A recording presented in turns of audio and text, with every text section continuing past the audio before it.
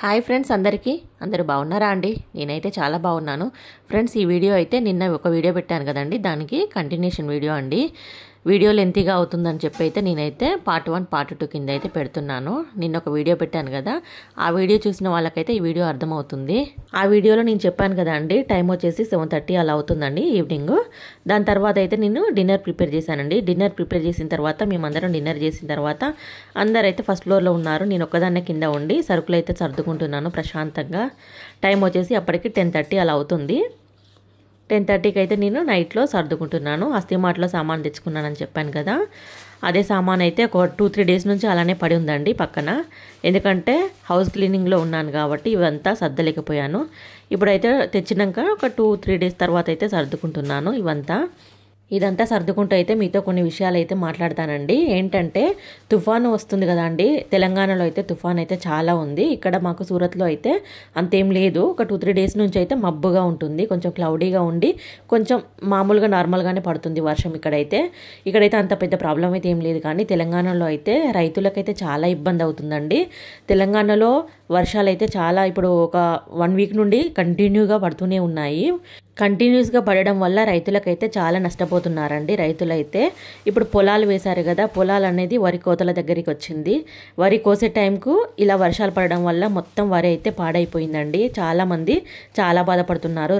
Even మా అమ్మ వాళ్ళు కూడా పొలం వేశారండి. ఇప్పుడైతే పొలం వాళ్ళది ఒక 10 డేస్లో కోత కోయడానికైతే వచ్చింది. కానీ ఈ వర్షాల వల్ల మొత్తం పొలం అనేది మొత్తం అడ్డం పడిపోయిందంట.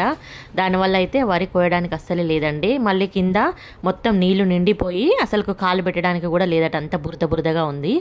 ఇప్పటికైనా ఈ వర్షాలు కొంచెం తగ్గితే పొలాలు వేసిన వాళ్ళకి కానీ చిలకలు వేసుకున్న వాళ్ళకి కానీ కొంచెం పంట నష్టం జరగకుండా ఉంటుందని అనుకుంటున్నాను. వర్షాలు కావాలనుకున్నప్పుడు మాత్రం పడలేదండి. స్టార్టింగ్లో అయితే వర్షాలు పడాలని అనుకున్నారు, కానీ అక్కడైతే వర్షాలు అసలే లేకుండే. ఇప్పుడైతే వద్దనుకున్నప్పుడు మాత్రం వర్షాలు అయితే బీభత్సంగా పడుతున్నాయండి.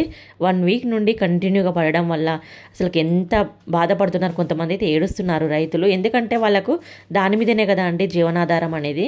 ఇయర్లీ 2 టైమ్స్ అయితే వేస్తారు కదా పొలం.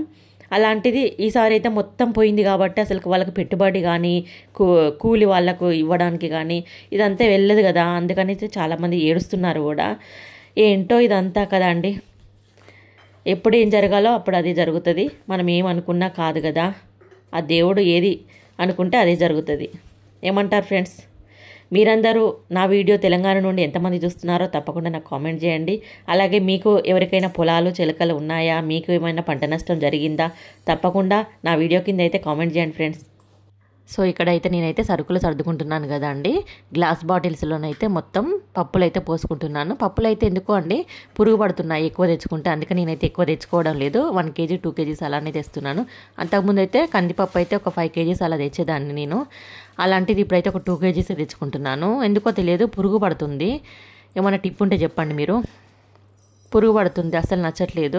కొంచెం వేస్ట్ కూడా అవుతుంది, పురుగు పట్టేసరికి తీసేయాల్సి వస్తుంది. అందుకని నచ్చక నేనైతే ఒక 2 kgs తెచ్చుకుంటున్నాను. ఈ మధ్యలో ఎప్పుడు తెచ్చుకున్నా కానీ పెసరపప్పు అయితే ఒక 1 kg తెచ్చుకుంటాను. అది కూడా పురుగు పడుతుందండి. ఏ పప్పు అయినా కూడా తెలియదు, పురుగు పడుతుంది. ఎందుకు మరి వర్షాకాలమా లేక వర్షాకాలం అని కాదండి, వర్షాకాలం రాకముందు కూడా నాకైతే పురుగు పట్టింది పప్పు, ఎందుకో తెలియదు. బియ్యంలో కూడా కొంచెం పురుగు అనేది వస్తుంది. ఏదైనా టిప్ ఉంటే చెప్పండి ఫ్రెండ్స్. అందుకని అయితే నేనైతే పప్పులు కొంచెం తక్కువనే తెచ్చుకుంటున్నాను. 1 kg ఎక్కువ ఒక 2 kg అంతే అండి, తక్కువనే తెచ్చుకుంటాను. ఈ మధ్యలో అయితే అన్ని గ్లాస్ బాటిల్సే వాడుతున్నానండి. ఎందుకంటే ప్లాస్టిక్ వాడొద్దని అంటున్నారు కదా, అందుకని అయితే నేనైతే గ్లాసే ఎక్కువ వాడుతున్నాను. ప్లాస్టిక్ కూడా ఉన్నాయండి నా దగ్గర, కానీ ఇప్పుడు కొత్తవి కొనడం లేదు ప్లాస్టిక్లో. పాతవి అయితే ఎన్ని ఉన్నాయో అన్నీ అయితే వాడుతున్నాను. తప్పదు కదా అండి, ఏం చేస్తాం, మళ్ళీ పడేస్తామా వాటిని. దాంట్లో ఏదో ఒకటైతే వేసుకుంటూ వాడుతున్నాను. ప్లాస్టిక్ కూడా వాడుతున్నాను, అలా ఏం లేదు. గ్లాస్ వాడుతున్నాను అండ్ ప్లాస్టిక్ కూడా వాడుతున్నాను. కాకపోతే ఎక్కువ రెగ్యులర్గా వాడేటి ఏవైతే ఉంటాయో అవైతే గ్లాస్లో వేస్తున్నాను, గ్లాస్ బాటిల్స్లో వేస్తున్నాను.